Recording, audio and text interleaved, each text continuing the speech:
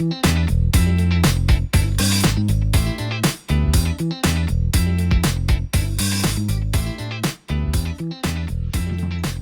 I'm Amy Woe of Disco Wellness. Welcome to Forever Fit. Get your fitness groove back after a setback. In this series of interviews, we'll hear personal stories of triumph. We'll learn the science behind fitness and habits. We'll get tips, tricks, and motivation to help you thrive physically and emotionally, no matter what life throws your way. I'm so excited to continue this journey with you, audience, and to bring to you and the conversation DrLaaraVanBryce.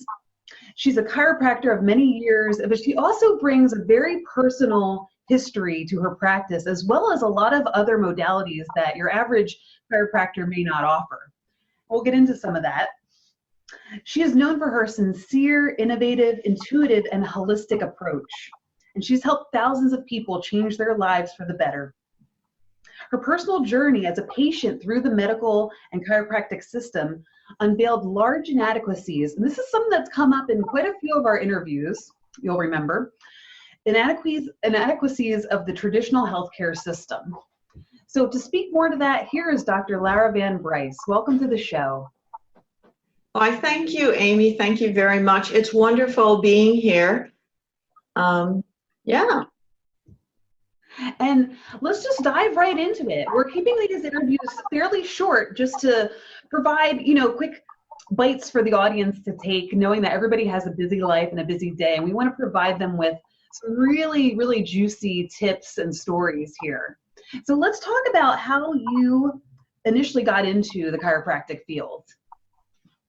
Well, actually, it wasn't so much how I got into the chiropractic field. It's actually what happened while I was in the chiropractic field, and that was that I actually had a bad auto accident. And after that auto accident, a couple months later, I had another one, only it wasn't a very big auto accident, but I was already injured, so it set me back again.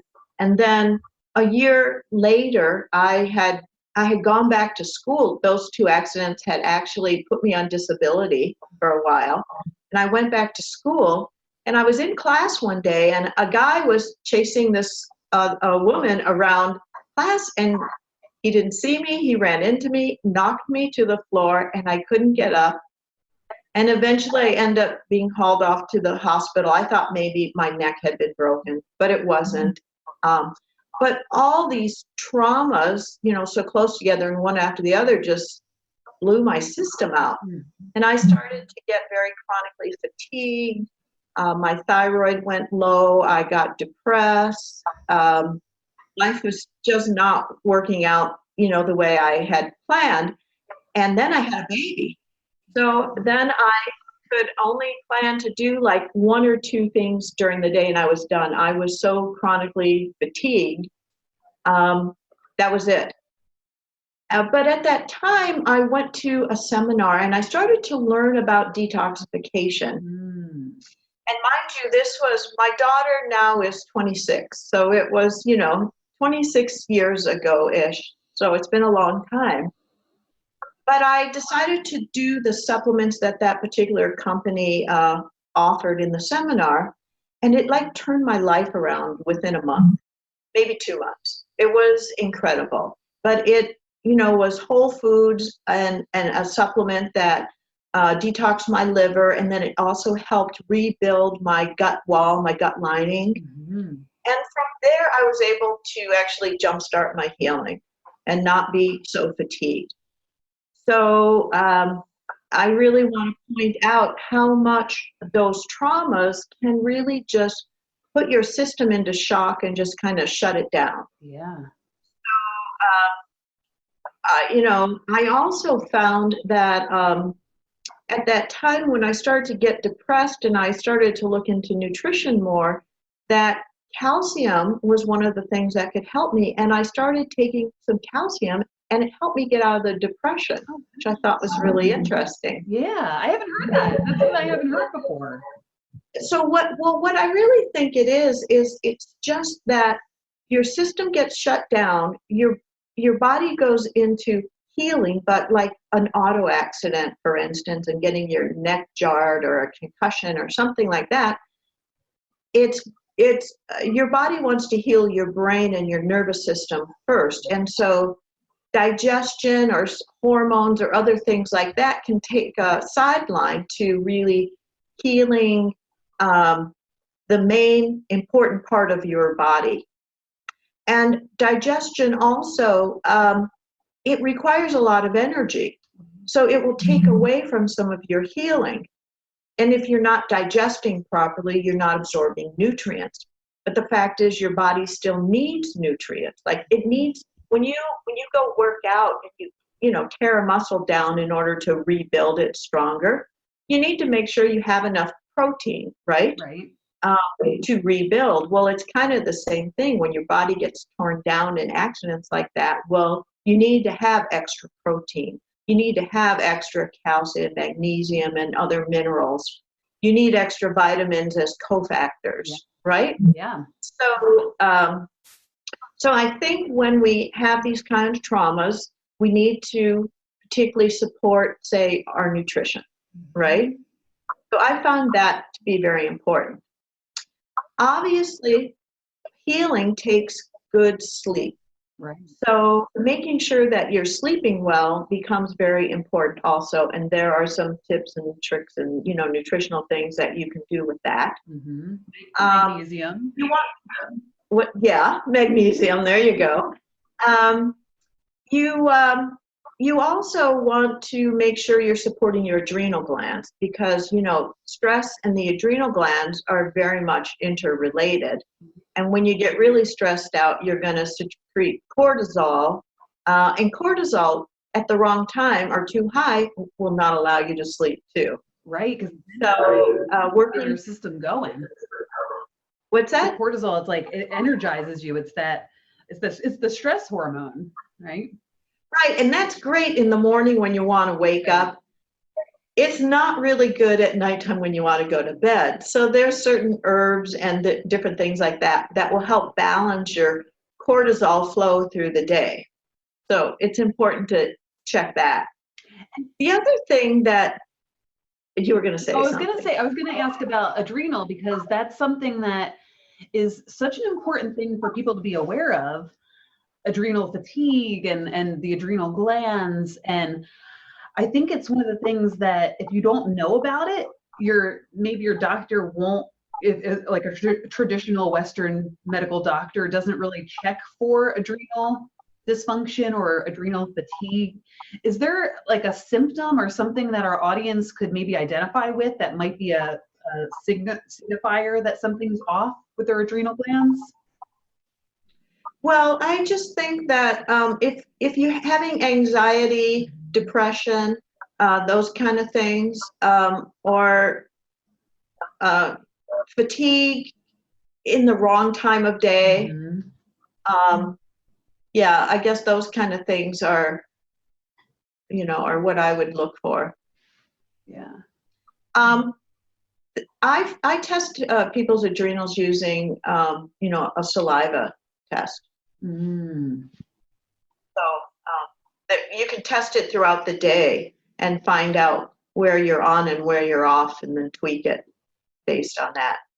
What are some other modalities that you use in your practice that helps you identify and treat your patients?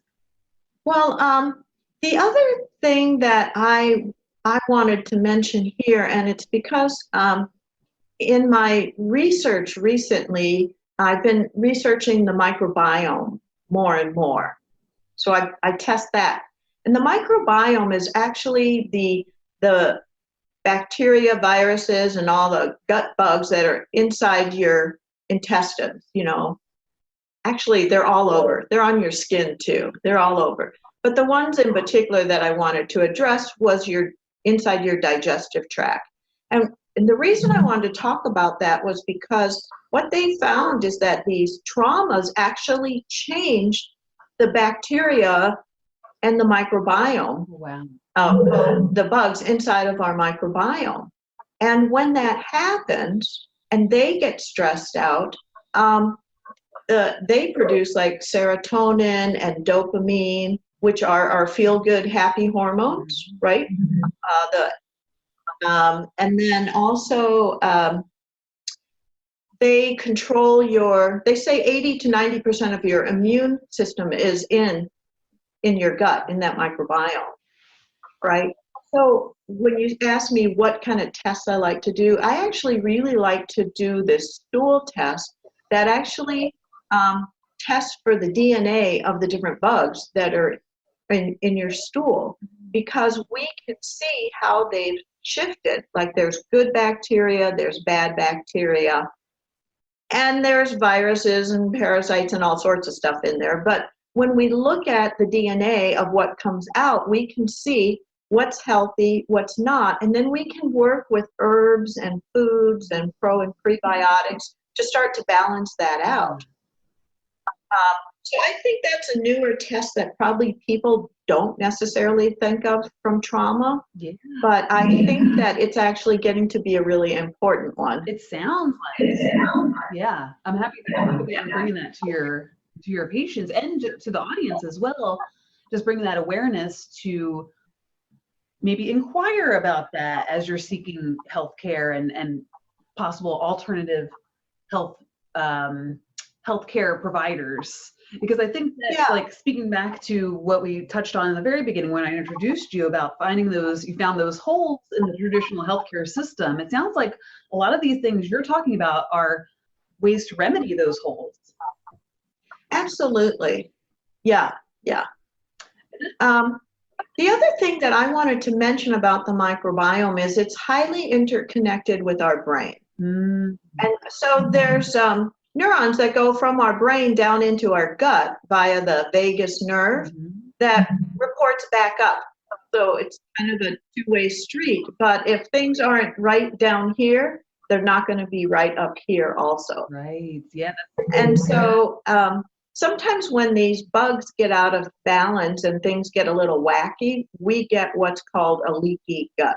And a leaky gut is when the space in between the cells of your intestinal wall, right between your stomach and the blood vessels that would absorb our good nutrients, when the junction gets compromised and you get things going through there that shouldn't be going through there, like larger food particles or bacteria or viruses that normally wouldn't go through, toxins, things like that.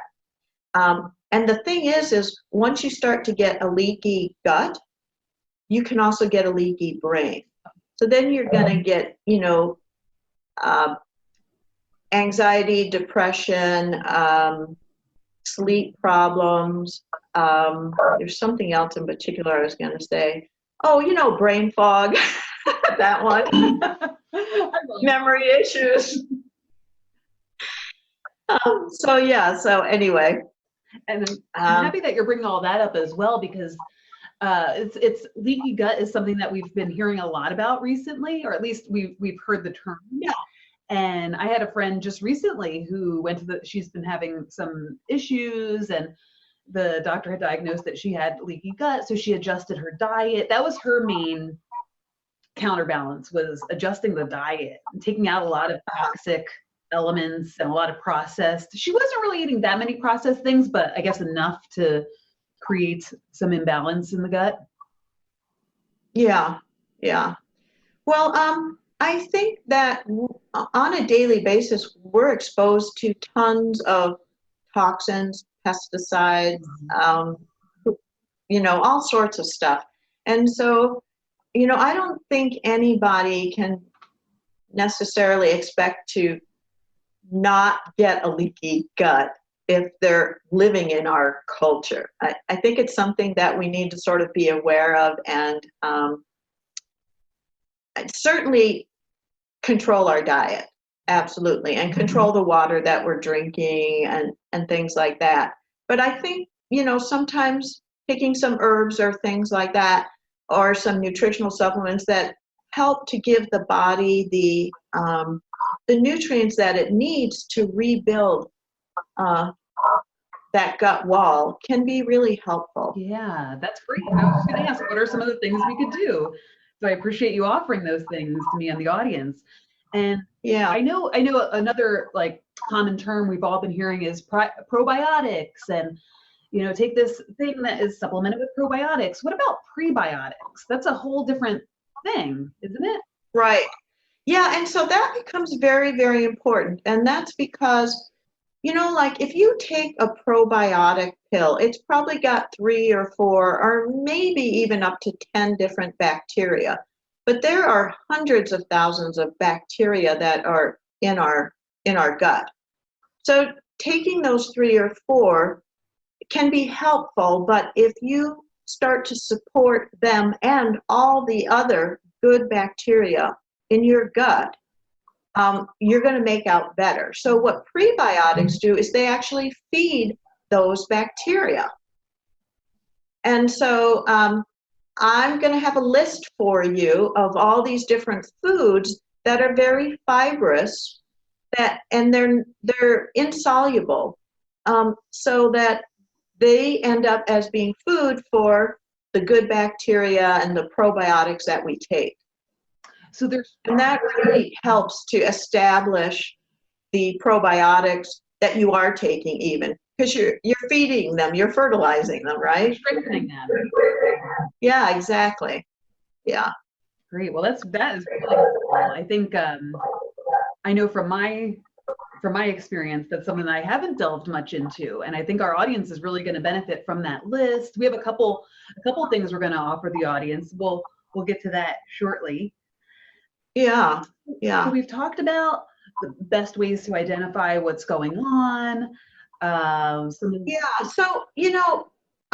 as far as what's going on, I really do like that. Looking at the DNA of the microbes in your microbiome. And then I also do blood work, because it's amazing what will actually show up on a comprehensive blood panel if you know how to analyze it. So it will also show imbalances in different areas. So I always do a blood test, and a lot of times actually patients have their blood tests. They just need to bring it in. Mm-hmm. And then I also do things like hair analysis for like heavy metals, or urinalysis for heavy metals, or let's see, also your adrenals. I do a saliva test for. We do hormone testing. So there's a lot of different things depending on what your symptoms are. And it really sounds, I mentioned holistic in the beginning, and you just painted this completely holistic photo, or painting rather, of how you take care of your clients and your patients. And just speaking back to, again, why, and this has been my experience with Western medicine as well, it's about treating the symptoms rather than getting to the root, which is what it sounds like you offer. Right. It sounds like is what you offer your patients. Yeah, exactly. That's what we do. And I just want to make sure that, it's understood also that diet does make a difference, a huge difference. So we want to talk about what you're eating. Yeah. For sure. And the quality of the water you're drinking, What do you recommend for water, I guess, detoxification or water filtration in the home? Well, personally, I have a machine that alkalinizes and ionizes the water. And, the reason that I like it so much is because prior to having this system, I would drink water and I just always felt thirsty. It never quenched my thirst until I got this system.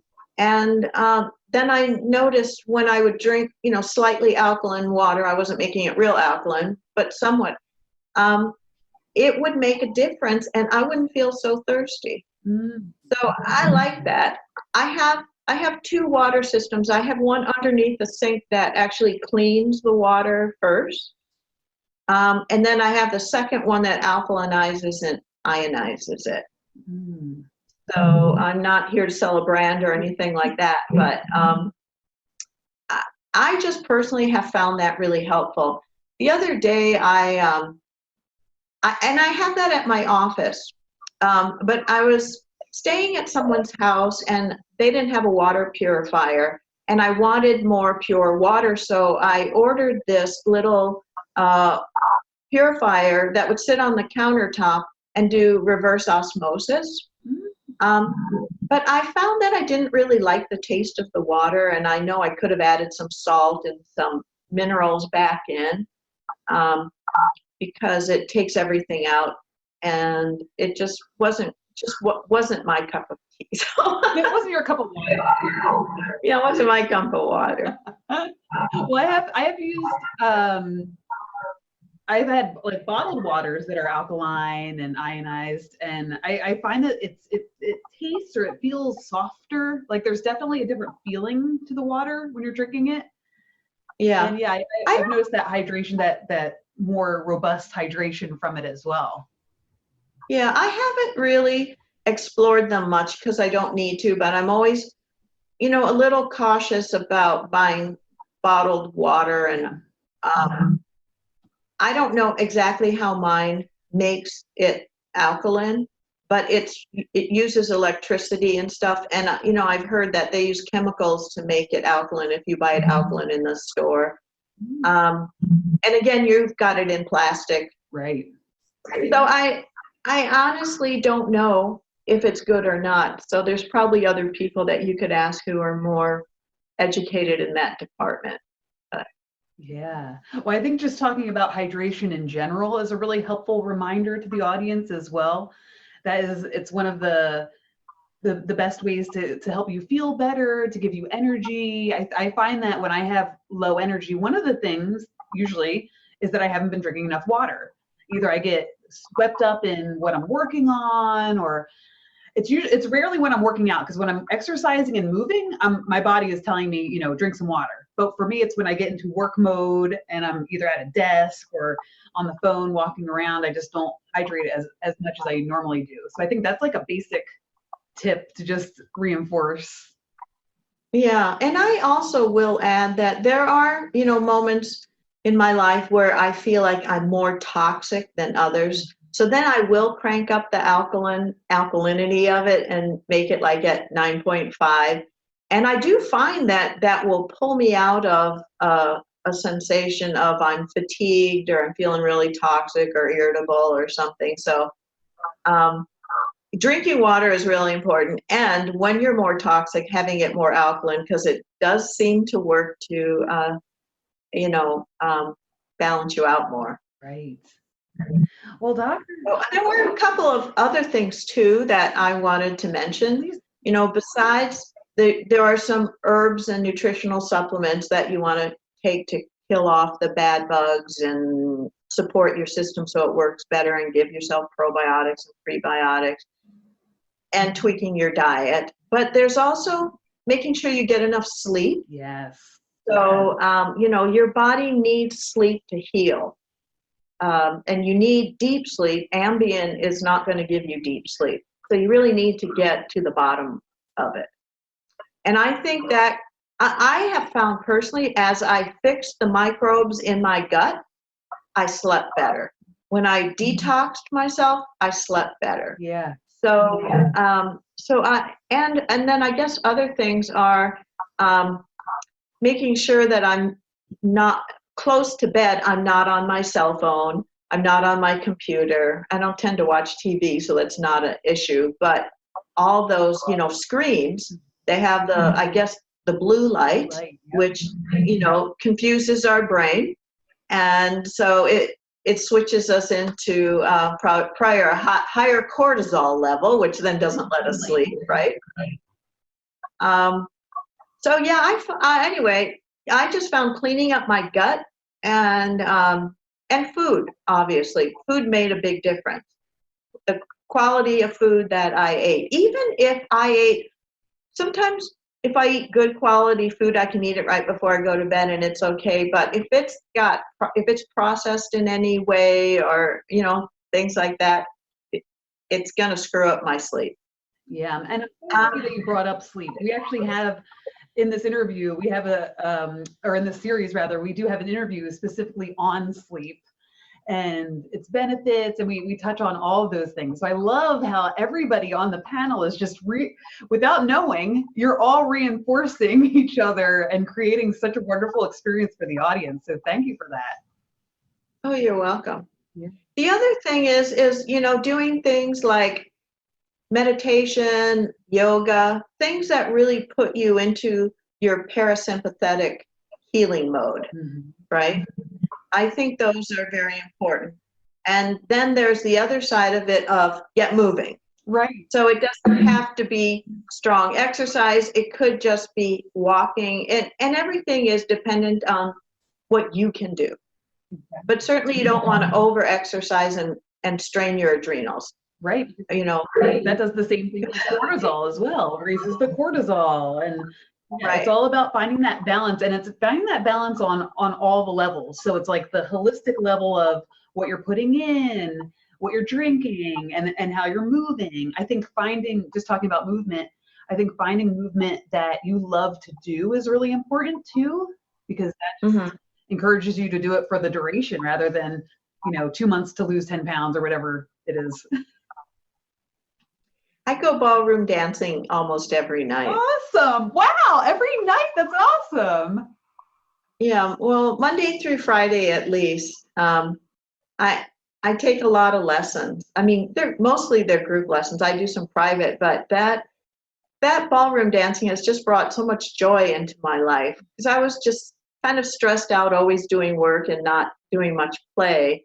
So yeah, I think finding what you like is good. And I want to put in a plug for ballroom dancing, because there's music involved and movement, and you're also with another human being. So there's, contact. And anyway. Yeah, I'm so happy that came out. That was such a nice surprise.